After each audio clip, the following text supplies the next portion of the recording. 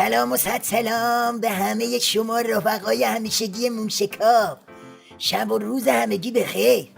آقا یه چند روزیه که علیگدا دستکش بوکس رو دستش کرده و همینجوری رگباری داره میکوبه تو سر و صورت اکبر کوسه.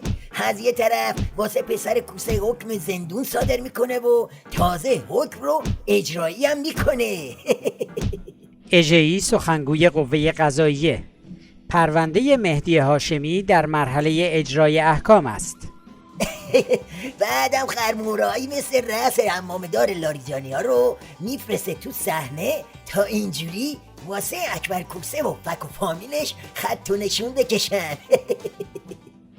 گاهی در نتایج پرونده ها خدشه میکنن کسی که نه خودش ورود حقوقی داره و نه ورودی به پرونده داره.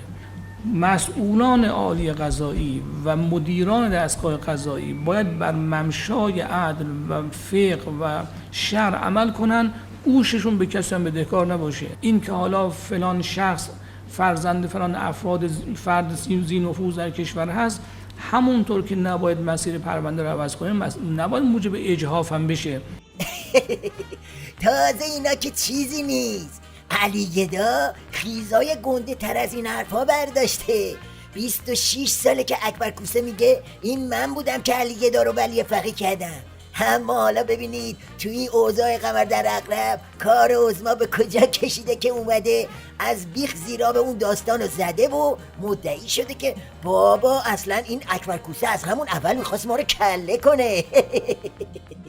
آیت الله سید علی اکبر قریشی نماینده آذربایجان غربی در مجلس خبرگان در تایید خاطرات آیت الله شبستری می نویسد: در سالهای گذشته صدا و سیمای جمهوری اسلامی ایران بارها قسمت‌هایی از جلسه فوق‌العاده خبرگان در روز 14 خرداد را پخش نموده، اما این بخش‌ها به گونه‌ای انتخاب و تدوین شده است که مهمترین و مؤثرترین علت رهبری آیت الله خامنه‌ای نقل خاطره آقای هاشمی است، در صورتی که همان گونه که بیان شد این خاطره بعد از ساعتها بحث درباره رهبری شورایی و فردی و بعد از اینکه آیت الله گلپایگانی آرای لازم را کسب نمی کنند و با فشار دیگر اعضای خبرگان مطرح شده است.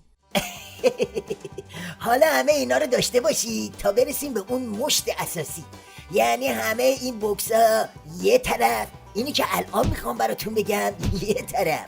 این دیگه خیلی جدیده، یعنی خودش فکر میکنه یه چیزی تو مایه های آنتی زهره. بفرمایید خودتون قضاوت کنید. یک تاریخچه کوتاهی من از این مذاکرات عرض بکنم. این مذاکراتی که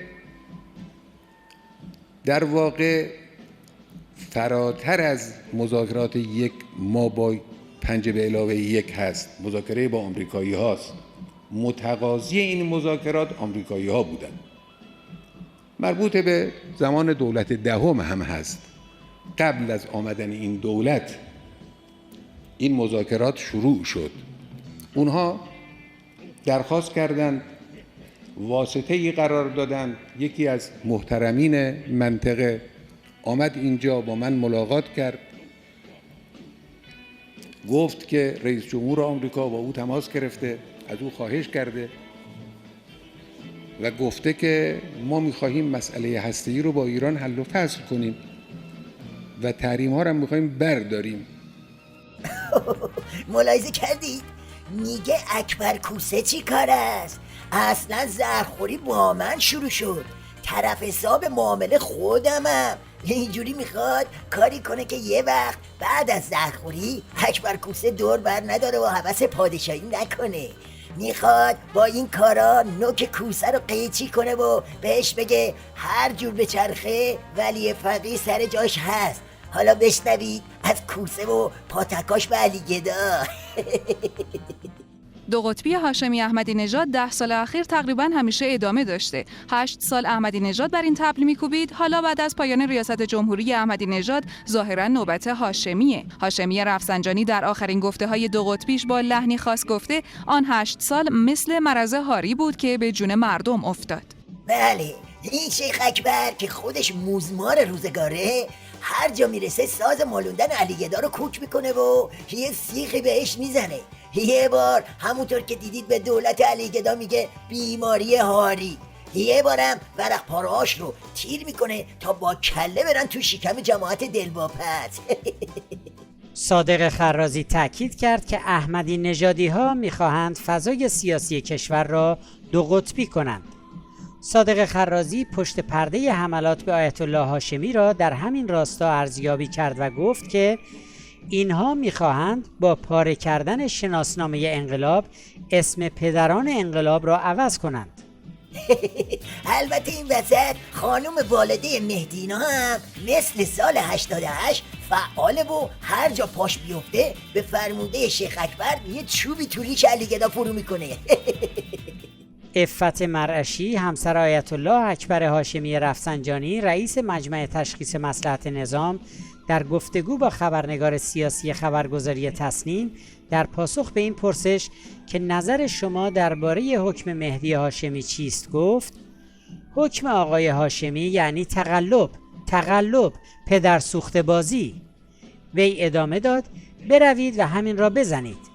عفت مرعشی اظهار داشت: بروید بنویسید که خانم هاشمی گفت که پدر سوخته بازی بوده، حکمش پدر سوخته بازی بود و حکم نیست. بله رفقا، قضیه ضرب العجل جدیه. این وسط علیگدا با اکبر کوسه باید سنگاشون رو با هم صاف کنن. اگه علیگدا زهر بخوره کوسه خیز اکبر شاهی رو برمیداره، اگه هم زهر نخوره تحریما جون نظامو بالا میاره و زبون کوسه هم درازتر میشه. واسه همینه که اینا دمدمای ضرب العجل اینجوری افتادن به جون هم. اوضاع از هر طرف به چرخه، جنگ کوسه با علیگدا سر جاشه. یعنی این تا چپق اون یکی رو چاق نکنه و اون یکی شاسی این یکی رو جا نزنه ولکن نیستن.